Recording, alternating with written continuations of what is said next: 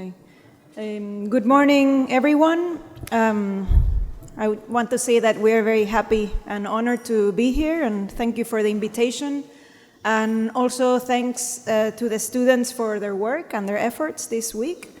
I'd like to begin by sharing with you a bit about who we are and how we work. Emiliano and I began working together some 18, 19 years ago in Barcelona. This is where we work, in the old quarters of the city, in a south-facing chamfer. It's a wonderful place. It's a plan that we love very much. It's a small chamfer. The whole office is in one story. You can actually go around the patio and the stairs. And the buildings that surround us and what we see from the windows of our office every day, they provide us with inspiring lessons about the city, about living in close proximity, but also about construction and about how to mediate climate with passive and simple means that are accessible to everyone. This is where we work. We are a small office of, we're right now, Emiliano and I, and 4 people. And as most architects, we're surrounded by samples and objects and mock-ups and pieces of buildings, details. We draw a lot by hand. We're surrounded by codes, by catalogs. We see every project as an opportunity for researching and learning something. We also make models in very different scales and materials and purposes, simultaneous scales, for example, here in these 2 houses. And we explore ideas about construction or interiors. Or sometimes we try with these images of models to imagine and convey ideas of atmosphere, also about use. Some of the models are very large and more detailed, and they explore assemblies and communicate more effectively with builders and clients. This one is a 1 to 10 model, so we don't have a specific way of making models or drawings. We just sort of do whatever the project needs. And like many architects, we also take photographs. This is part of, I think, our work. And over the years, Emiliano and I have been taking photographs that help us observe and recognize what is around us. These photographs do not have any compositional or artistic ambition. They mostly capture situations of use in an attempt to detect and understand the physical characteristics and the specific dimensions that prompt or that suggest those uses or a certain posture without forcing them. So in this image, for example, this is in Puerto Rico, where I'm from, and we see here that the thickness of the balustrade, I'm not sure how you call that, but and probably also its temperature, because it's possibly cool, and its height in relation to the table invites this man to rest his arm to comfortably hold a book open while he's having lunch. Or these tables that are strangely arranged behind the counter of this market stall in a market in Mallorca. These tables become the backdrop. You don't see how people got there. We don't understand how they entered. So the tension between those that are inside and outside create an atmosphere and a sense of expectation as one hopes to be lucky enough one day to occupy those tables.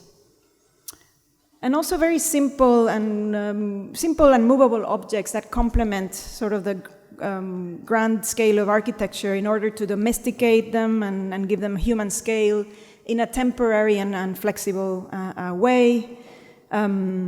Or even how larger movable objects in the city, for example, these traditional food stalls in Barcelona, these are notoriously hyper-lit structures that sell churros. And these are sheltered and amplified by the shiny underside of Herzog and de Meron's Forum building in Barcelona. So this is a small sample of hundreds of photos collected over the years, and they simply form part of our personal archive of references, which we share and we analyze together. And in our work, we began together working, doing competitions, public competitions, and very early on, we were lucky to win a commission for social housing. That was our first project, and this was in 2003. I'm going to show the project. So we worked very early, our first commission being sort of a big building. We quickly began to be very committed with construction. I'm very interested in construction. We have built in very different materials and techniques because every site and every project for us is unique. And also because we see every project as a vehicle to learn about something. But the common denominator of all the projects, I think, even though they sort of look different because they're reacting to different things, the common denominator is an interest in architectural openings and their construction. As it is a place that, as we say, it's architectural openings are incredibly charged. This is where visible and invisible elements and phenomena pass through from one side to the other. Sunlight, therefore energy, air, whether it's a soft breeze or the winds of a hurricane, but also view, insects, rain, intruders. And as architects, we have the task of deciding the priorities of what to filter and also with what intensity they should pass from one side to the other. And sometimes this task is contradictory, as you might want, for example, ventilation, but maybe not, but maybe acoustic privacy. So it's a very challenging area of exploration for us, and up to now we haven't, I think, repeated a detail, but which is not very good, but for the office, but it's interesting. So the first project I will show you, this is a hotel in Tudela in Navarra. This was our second commission. We almost got this commission at the same time as a social housing, so we were doing at the same time social housing for young people and this 4-star hotel with a very low budget. I think they had similar budgets. And the project site, the location is here in this red dot, is very near the Ebro River, very lush, and vegetables grow there and very famous. And this spot here is the Parque Real de las... what is the name? I never remember. Parque de las Bardenas Reales. I always say it the opposite way. It is a park, it's a remarkable park with this landscape, very, very arid. And our site is in agricultural land, some maybe 5 kilometers from the center of Tudela and maybe 6 kilometers from the Bardenas Reales. And this area is full of crops and orchards of fruit trees, etc. This is the landscape that we found when we went there to the site. And our site is actually in the limit between the irrigation fields on the right and the dry crops to the left. We're right intervening there in this boundary. This is a site looking north towards the Bardenas, so you see the Bardena Negra right, very, very small there. And we began looking at the place. This is a very windy place, so studying most of the strongest winds come from the north and northeast. Doesn't rain very often, but when it does, is incredibly heavy rains. So this place is, as you can imagine, very windy and very dusty. This is why the hotel is called Aire de Bardenas. They call Aire when the wind picks up. And the main challenge presented by the client, who also decided to become the contractor without previous experience in making this type of building, was that he suggested to use this material, which is very ordinary insulated panel system. We call it a sandwich panel. It's insulation with metal sheets on either side. This is used to make sheds, industrial sheds. So we said, well, we can try using that. And another challenge is that he had a very, very good metal worker, so he encouraged us to do as much metal work as possible, because this was somebody very good who he trusted very much. So this was one of the premises. So we were faced with the challenge of doing this 4-star hotel here with this dusty place. It's quite hostile. It's very hot. There are many insects because of the crop fields, and also we had to do it with the sandwich panel. So what we realized is that we had to almost think not so much of a design, but a strategy for the contractor to be able to build it, since he didn't have the experience in building it, and we didn't either.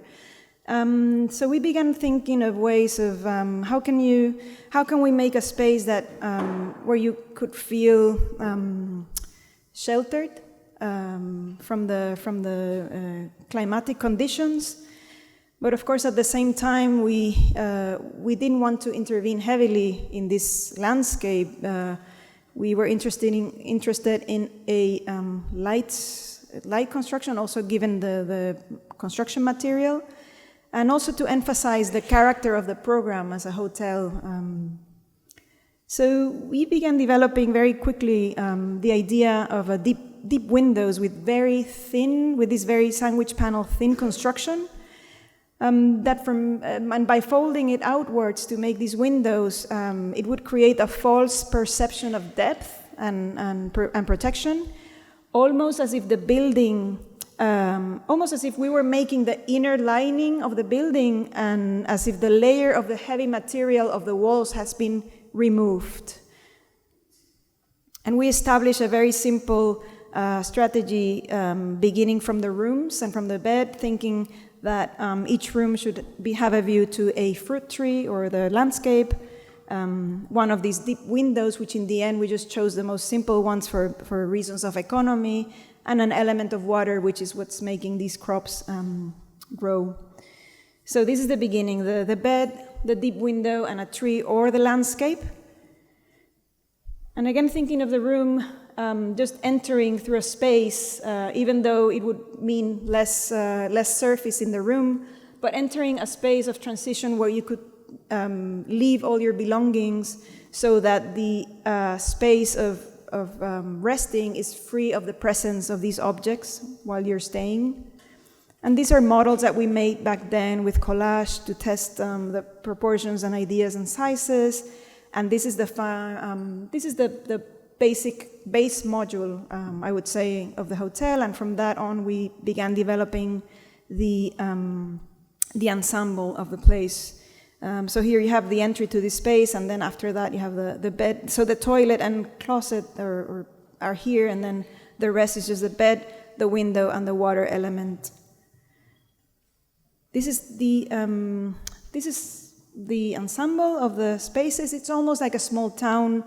You enter through a plantation of cherry trees. We really wanted to bring in the plantations and the landscaping of the surroundings and not compete with the very arid landscape.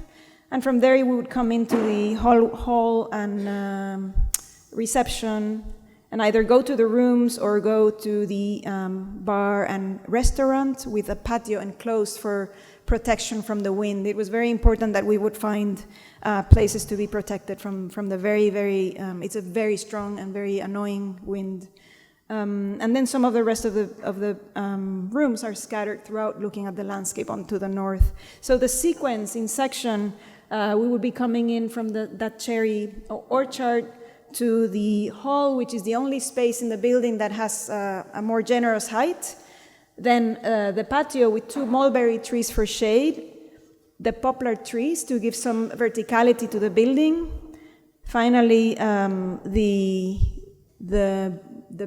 bedroom with this intermediate space, the bed, and finally the window. So you would be right at the edge, overlooking the landscape.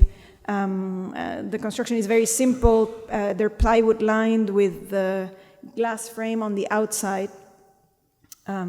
So on the other side of the facade, you get this sort of vision. And this was one of the strategies to look at the massing.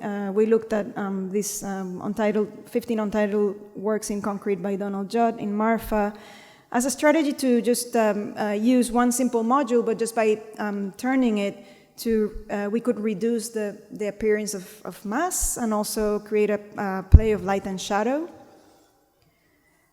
And on the facade, on the side of the entry, it really doesn't really have a facade. It's composed by these boxes, these wooden boxes that we, during the process, we sort of, we would see them scattered all over the crop fields. And when we asked, it turns out that we could buy them very cheaply, and they're heavy enough to withstand the wind, but also open enough to let the breeze through. So we decided then to use that as the facade, sort of covering this sandwich panel interior. So this is sort of like the outer, it is almost as if we did the lining of the building, and then the heavy wall is sort of detached from the body of the building. We use the boxes for different things, for different limits, to separate path, but mostly to enclose the parking, because you have to get here by car. So from the parking, then you enter this concrete cross path that leads you to another patio, or if you turn to the main patio entry, where the main entry is, to the hallway, how do you call this? The main room. Then this leads to the bar, and you can see the floors here. The terrazzo floors are sort of picked up from the Bardenas, the grounds of the Bardenas, with this very thin clay and pebbles. And in the dining room, we were able to do larger stones. The lighting is made in such a way that they slide, so that you can configure tables in different ways.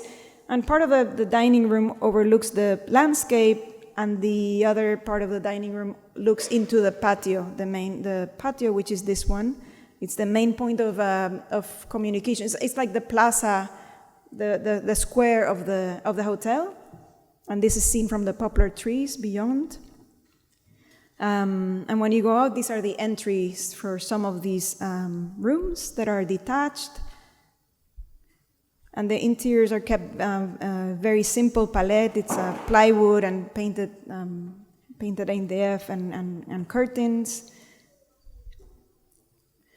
With some variations of the room, this is one of the suites that it's a little bigger, with a living room, and with a bathroom that also becomes one of these windows. Some of the patios are enclosed by these boxes. And at night, how it changes the perception and the transparency of the most private part of the hotel. So the stones that you see here, the contractor, our client said that he could get a hold of a huge pile of these big stones for almost free. And what could we do with them? So we thought that, what if we put them here horizontally, because this is difficult to walk on top, so this would delay your approach to the windows, so that people in the rooms would sort of have time to react. So it's very difficult to reach these windows fast. So it's sort of a horizontal fence, and at night this becomes sort of an extra bedroom. And these are some of the models of the structure to be able to communicate with the metal worker, and all of these pieces were done sort of prefab and mounted on site quite fast. And we had the opportunity to do very fast furniture. Everything went very fast. In this case, it's a folded metal sheet joined together with these, I don't know how you call them in English, rivets, I think. Also some of the sinks with this folded metal and powder-coated paint. Even some of the signage we helped develop with electrical boxes. And also in some of the patios we have these huge, these very big basins that are steel, and they're made from boiler ends, the ends of the boilers, so that this metal worker had all these things. So we decided to make these huge things that are in the patios and test them out. They're quite big, quite comfortable, this one. And this one is placed out there looking at the landscape. So it's really a project where the restrictions of the budget and the time, because he had 12 months to build the whole thing. So that was very stressful. It led us to develop a repertoire of limited elements, very simple, but by reconfiguring them, we were able to create some variety, creating sort of variations within the same theme. So, a very different landscape. This is another hotel. It's a tourist apartment building, and this time is in the north of Spain, in Santiago de Compostela, in Galicia. This is the Plaza del Obradoiro with the town hall and the cathedral. And we intervene in this little, in a small building down here, a very old and very simple building, this one here. It's a facade that was protected by heritage protected. It consisted on the renovation of a building into tourist apartments.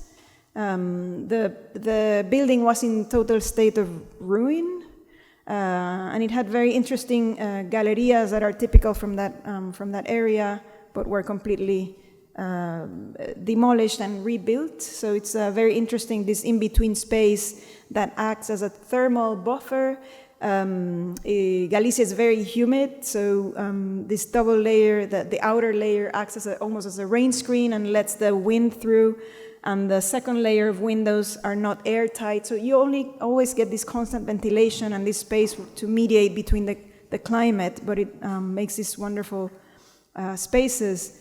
And the project consisted of refurbishing the old building and also adding in the back a small pavilion which could be used as a room as well, and sort of a fountain pool type element here.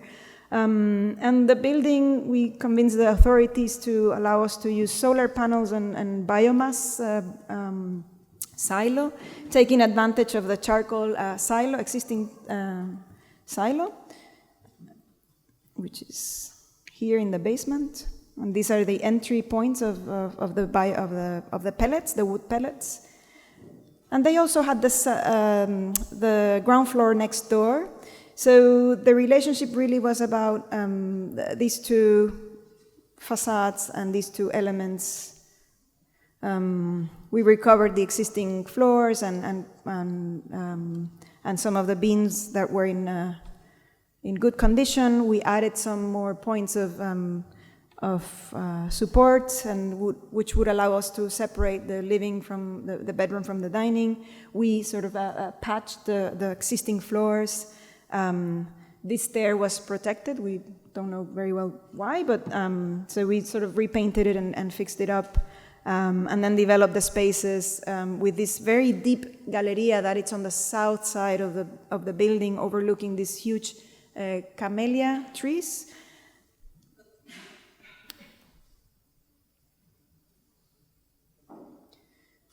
And the rebuilt galleria of the back of the house overlooks the new pavilion, which had to be done also with white mullions, and it had to be lightweight construction. So we also developed the space in between by working with granite, very typical of the region, and the pavilion was done in cross-laminated timber and brought over from the Plaza de Obradoiro over the old building to the back.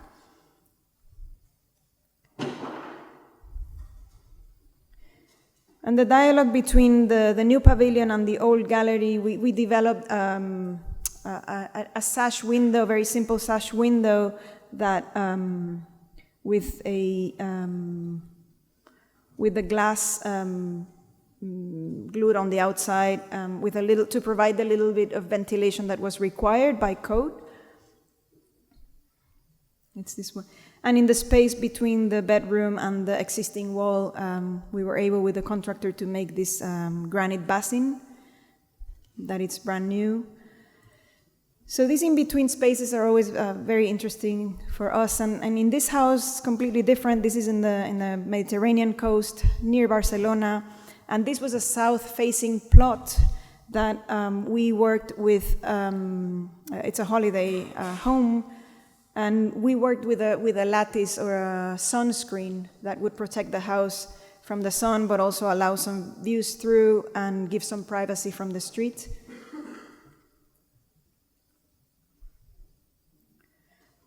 And so the large openings puncture the ceramic lattice to frame some of the views. And the house is simply surrounded by porches on the ground floor, and on the top floor, where the bedrooms are, this lattice gives privacy and an intermediate space from the facade on. And we worked with a ceramist from Barcelona, Comella, who we asked, he said, I can do anything you want, I can do any shape. And we said, no, we just want to see your simplest extrusion. What is your simplest piece? And he showed us, this double piece here is the simplest extrusion that they make. So we decided to work on 2 levels. On one hand, with the double tile, just as they come out of the extrusion, and also by separating them as a single extrusion. And we glazed those tiles with a pattern that on the vertical pieces for good adherence, and this unglazed pattern served as the guide for the builders to place the vertical elements on each row. And these are some of the drawings of the inventory of the pieces and where they had to be glazed and so on. The steel reinforcement for the window openings in red, some details. And some of the drawings of the patterns of each layer to guide the process of building. I'll just show you some of the... This was done by Manuel, who did a fantastic job leading the team. And the ceramic rests on top of a precast concrete beam, which in turn is supported by an in-situ sandblasted concrete columns. These are some of the concrete prefab beams. You can see the beams and the lattice. And also this was a way of concealing some security shutters that were required, and that would create this ledge and this higher level in the bedroom. And also we designed these sliding gates that would protect the openings from fallings and also for safety. And they replicate sort of the pattern of the lattice. They're made out of bent steel rods. That's with the full moon. And this is the social housing project for young people. This was our first commission, and in this project we were very interested in the traditional galerías of Barcelona that act as just climatic buffer and for passive heat gain. And this was the competition. We presented a building that would mediate between 2 scales of the city. This building was in between the small town scale on one hand, and on the other side with buildings from the 70s, very noisy streets. So the building has 2 faces. One that has a sort of a social space, these open walkways, and on the other side, a facade that will try to capture some of the heat in a very economical way, just by placing 2 glazed to enclose us like a small balcony space, almost like a sunroom or a greenhouse. You can say it's in the winter with the low sun, it would come in all the way through the apartment and heat up the space. And in the summer, by means of this overhang and by opening the windows, it would just act as a balcony. And something very important in our climate in Barcelona is cross ventilation. It's fundamental, so it was very important to arrange all of the units with opposite windows. So this is the final configuration of the building, quite simple, but you could see in the open walkway, we worked with an idea of a setback space. It's shallow enough to be used and appropriated by the owners of the apartments, but not deep enough to encourage the closing of it, because it would be sort of useless. And on the southeast facade, these little sunrooms that would create this buffer area. So the plan in the end, after a long process during the competition, became very, very simplified it had to be as economical as possible. So in the end, all the water elements are shared within one wall. The rooms, you get this diagonal entry from the diagonal view from the entry all the way to this alcove. And both the bathroom and the kitchens ventilate and have natural light, which was something also very important for us. And all the mechanical and services are placed in this wall, and this was an excuse to make a very thick wall that would also become a very thick sort of windowsill to have a place to pass on things from the kitchen to this possible table outside in the setback space. So these are that's the small sunroom. No drop ceilings, everything. This is the structure, so we also were able to achieve 270 of a height. And it could be completely open. And most importantly, it could be cleaned by the owners. So we spent a lot of time deciding on what kind of glazing we would have outside, and we thought it was important for social housing not to have to depend on companies for cleaning this, so you can actually place your hand and clean the top layer and then all the others. So this was also part of the decision.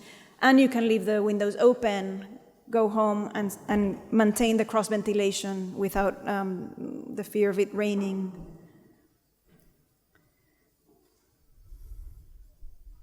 And these are some photographs that an artist who was documenting people living in the houses, he was able to go back and take some photographs of the occupied space.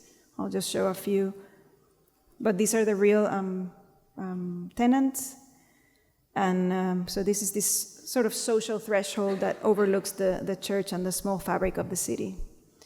And this idea of these common areas and tables and meeting places is something that we also worked in this entry patio of a summer house, also in the coast of Spain.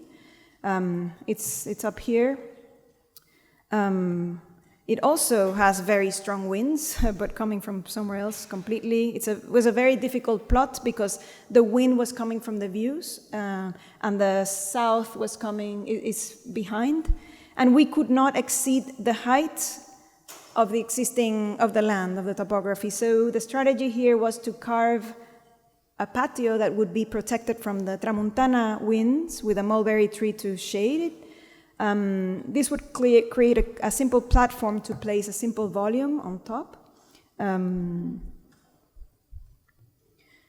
the entry of the house is via this open carved patio in the back. So this would be sort of the front door. And the shift of the volumes at every end would create these two little patios where you would come in from the beach to the patio with an outside shower to the bathrooms. And this was a house that when we got the commission, the client said, we want a house that doesn't look like an architect designed it. So this was an interesting challenge. It was interesting because then we had to really work with the palette of the traditional materials, and so we decided, okay, we'll do very thick walls, 36 centimeters double brick walls to keep it very cool, and we'll just and it was challenging enough to place it on the landscape. We did not want to make any impermeable surfaces. We wanted all the water to be able to drain properly and go back to the soil. So really, the geometry is adjusting to the topography, and with this ambition of making this common space in the back. This is the entryway, and this is this patio, and it's really the heart of the house and where all the family meets and friends and so on. A simple shade is placed in the back, and you can always see through and get this cross ventilation as well and see the sea. And the construction is completely standard. The vaults and the beams and the floor, everything it's actually quite economical. And these are the doors that lead inside and to the small patios.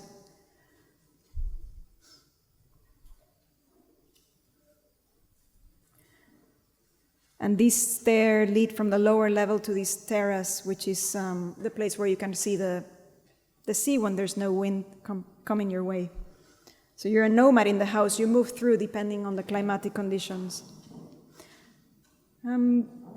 So this other house, and I think I'm missing an image, but this is another house. This is completely different. This is it's not a holiday home. It's a residence for a young family in a suburban area. So all new houses and around. So we wanted a house that was introverted and looked at itself around a patio, which is this one here, and the owner was also a yoga professor, had a yoga center here, which was located at the lower levels, coming through these stepped patios. And the entry for the house would be here. So the house would be completely closed off to the street. In section, we were looking at ways of getting northern light into the yoga, and also getting shafts for ventilation.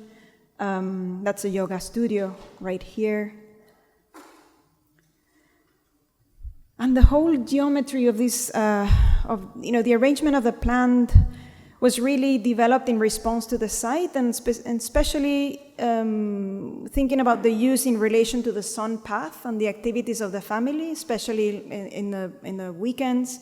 So in that sense, the plan is really reacting to these ambitions and desires, and in that sense, the plan is resists any kind of imposition of geometric rules and so on. So it's a plan that offers different ways to move around the house. It has layers. So the best spaces, which are placed sort of adjacent to the patio, and then secondary routes behind that sort of embrace the space. So you could choose to avoid or engage. So you actually have several ways. You can enter through the closet and, shoes, closet, bath, bedroom, or through the stairs to the yoga studio below, or up to the bedrooms, or through the utility room or mud room and pantry and kitchen, or inside in a more formal way to the living areas. So the only space that it's not a through way, the only sort of terminal space is this pavilion in the end, which is rotated and looks back at itself. And maybe the photographs will be more clear. This is the entry with the blank facade and the entry door. And this is the hallway where you have all these options to move through.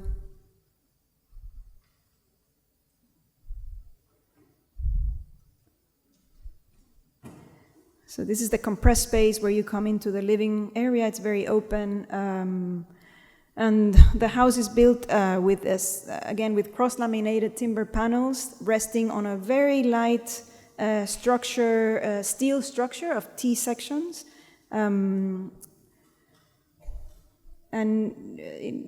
We sometimes use these columns to separate spaces in a very subtle way, also reinforced by changing the direction of the grain of the wood, the direction of the structural panels, and also the direction of the flooring patterns.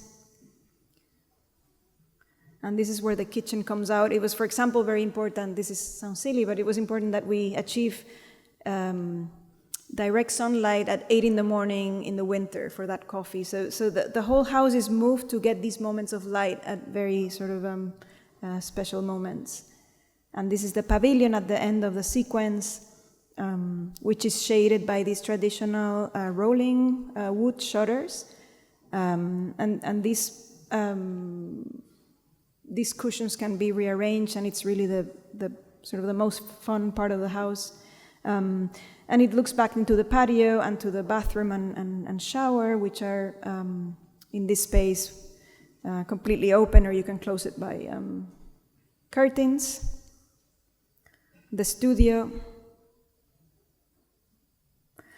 And these little ventilation vents located here to get ventilation through here. And also there's, the stair is also used for night cooling. It can be opened up at the very top. And you can see here some images of the construction. And zooming in the connection between the steel and the CLT, it's really an inverted C section with a continuous wooden piece with some neoprene we wanted to get this shadow line to talk about the lightness of the construction. And these shades are adjusted manually by the owner during the season, something he insisted on being part of the passive elements of the house. And it really takes a clue from these paintings by Ramon Casas, these turn-of-the-century spaces in Barcelona where these rolling shades really created these intermediate spaces seasonally. So some of these projects sort of ties into something very different, but some of the detailings and the metalwork, they also come from some of the work we've done, smaller scale work that we've done for a shoe brand and designers from Alicante in Spain, Pedro Garcia. And here we designed this display unit for shoes. This year, I think it turned 10 years since we designed it and built it. And essentially, and speaking about the client participating in the passive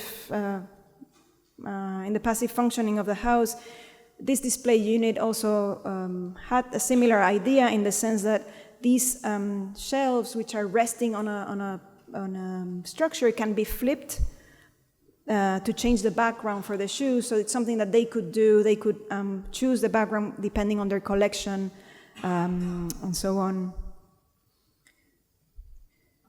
And they can provide the appropriate background depending on the color of the shoe.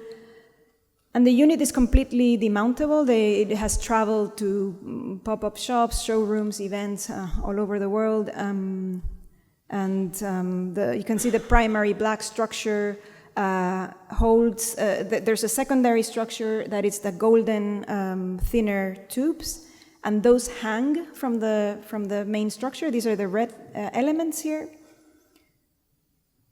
So this can be really assembled by anyone that is operating the showroom. These are also used in their store, so they have been very versatile. And here you can see here the logic of hanging and also resting on top without any fastenings.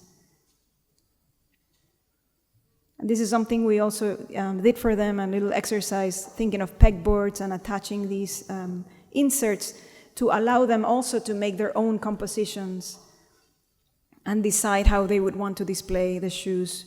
We also did for them this stand in Milan for the shoe fair there. Again, around the concept of a shared table for the sales to happen, and a perimeter of displays. In this case, they were off the shelf. These are standard plant nursery shelving that are foldable. I also show you this because this is when we first started working with cork. This table is, and some of these elements are made with cork. Their shoes are made with cork, some of the soles. So we were in contact with a company from Portugal that was developing these facade panels. That we then implemented in this project. These are two houses for one family, and they are actually in a cork producing area. There are cork trees on the site. They have they are near the sea, but it was a very difficult plot with the orientation and everything. So these are two houses, the smaller one with a pool at the very top, and the larger one, it was also about finding this level between the two houses and placing the house in such a way that no platforms were created, and everything again is absolutely permeable. And the houses look sort of like as if they have always been there. And they also take clues from some of the architecture in the area. This is a house very nearby that we like very much. And the wood, these are CLT houses as well, cross-laminated, and they're resting on a concrete base with this concrete element that creates two terraces, one on the top level and one on the sort of this is the only spot in the house where you could see the sea, because it was a difficult, not very good plot. But this is really a continuation of the interior, and here's some of the views looking through. That's the living room with the most generous height, looking at the other house, and looking through to the kitchen, and the kitchen with this piece that you can pass plates and from the kitchen to the dining area. And some of these windows, like the ones we worked on in the hotel, we had never repeated that window, and we decided here, why are we not repeating that window? And we just decided to do it out of cork. And in this case, they are openable because we needed the cross ventilation here. The hotel needed to be air conditioned because of the dust and the 4-star hotel requirement. And the cork, the cork is the insulation, the final insulation and the final cladding. And we arranged it vertical in such a way to minimize waste. So some of these drawings are explaining how to maximize the size of the panels. And in the corners, we created this sort of a solid piece. And the construction is really a double layer, the first one being attached mechanically, and the second one is adhered with a lime mortar that is breathable and it's impermeable. And we were able to have the wood company attach them in their side, which something they will never do again because everything had black dust all over, and they said never again. So we were very lucky to get it done. But the first layer came in already with the first layer of cork. There's some of the. And on the very top, there's this sort of detail of an umbrella or a hat. So the house is fully insulated with it's very rough. It's very simple. It's just unpainted CLT with the cork attached to it on the outside. And this system goes all throughout the roof. And on top of that, a very thin layer is provided to keep sort of the water off from the facade and provide this shade. So the house is really, we kept as many trees as possible, so they're really shading all of most of the windows outside. The windows open outwards. And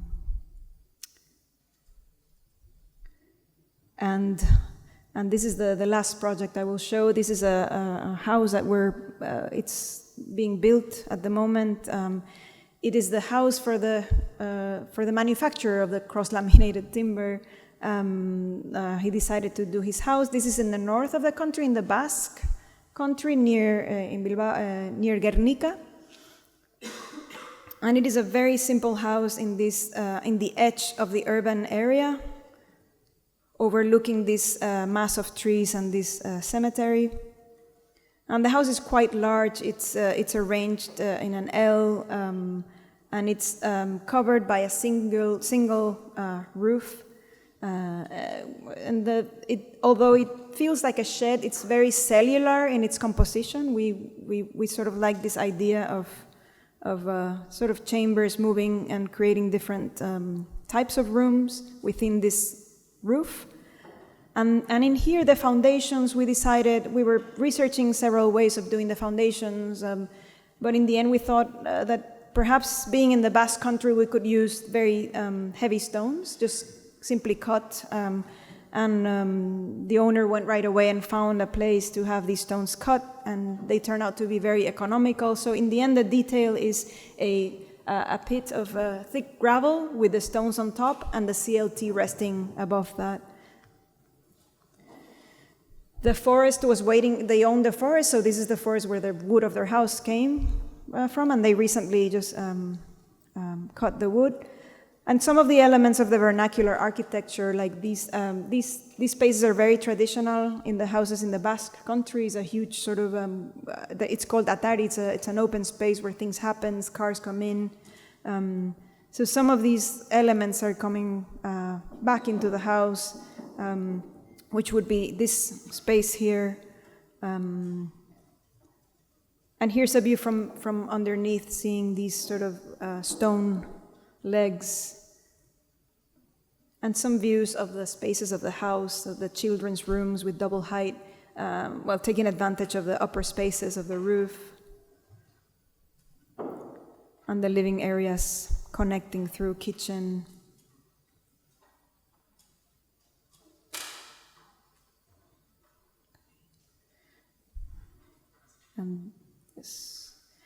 And this would be its appearance from the street, so it's really guarded from the street. And this is how it is right now. The construction is going on. This is a photo from a few days ago, so we're hoping to finish it soon. Okay, so this is the last project. Thank you very much.